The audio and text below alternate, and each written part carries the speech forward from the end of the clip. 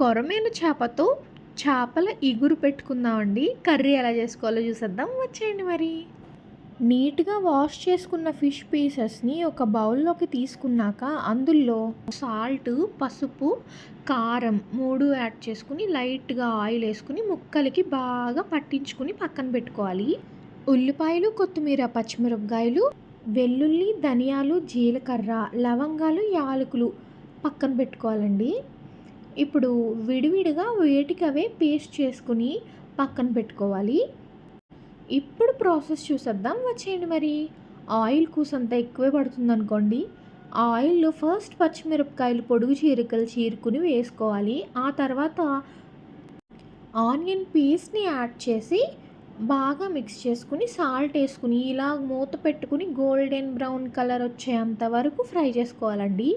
ఆ తర్వాత మనం ముందుగానే ప్రిపేర్ చేసుకుని పెట్టుకున్న మసాలా పేస్ట్ని అందులో యాడ్ చేసుకుని పచ్చి వాసన అంతా పోయే వరకు మిక్స్ చేసుకోవాలి. ఆనియన్స్ మరీ స్మూత్ పేస్ట్ అయితే బాగోదండి, కొంచెం బరక పేస్ట్లా చేసుకోవాలి. కంప్లీట్గా ఫ్రై అయిపోయిన తర్వాత ఇలా మనం ముందుగానే మ్యాగ్నెట్ చేసి పెట్టుకున్న కొరమేను చేప ముక్కల్ని ఇలా నీట్గా సర్దురుకుని మూత పెట్టుకుని ఉడకనివ్వాలి.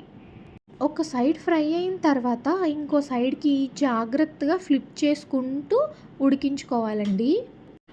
బాగా గుర్తుపెట్టుకోండి, ఈ ప్రాసెస్ అంతా కూడా సిమ్ టు మీడియం ఫ్లేమ్లో మాత్రమే జరగాలి, లేదంటే ఖచ్చితంగా మాడిపోతుంది. రెండు వైపులా కంప్లీట్గా ఫ్రై అయిన తర్వాత ఇలా కొత్తిమీర యాడ్ చేసుకుని మిక్స్ చేసుకుని వాటర్ యాడ్ చేసేసుకోవడమే. వాటర్ యాడ్ చేసుకున్నాక కూడా ముక్కల్ని జాగ్రత్తగా కలుపుకోవాలండి, లేదంటే ముక్కలన్నీ విడిపోతాయి. ఈలోపు మన ఛానల్ని లైక్ చేసి షేర్ చేసి సబ్స్క్రైబ్ చేయడం మాత్రం అస్సలు మర్చిపోకండి. నోటిఫికేషన్ బార్లోకి వెళ్ళి ఆల్ నోటిఫికేషన్స్ టర్న్ ఆన్ చేసుకున్నారంటే మనం ఏ వీడియో పెట్టినా ఫస్ట్ మీకే వస్తుంది. మిక్స్ చేసుకున్నాక మూత పెట్టుకుని బాగా మరగనివ్వాలండి. మధ్యలో చూసుకుంటూ కర్రీ అడుగు పట్టనివ్వకుండా దగ్గరికి వచ్చే వరకు ఉడికించుకున్నామంటే ఎంతో టేస్టీగా కొరమేను కర్రీ రెడీ అయిపోతుందండి. సబ్స్క్రైబ్.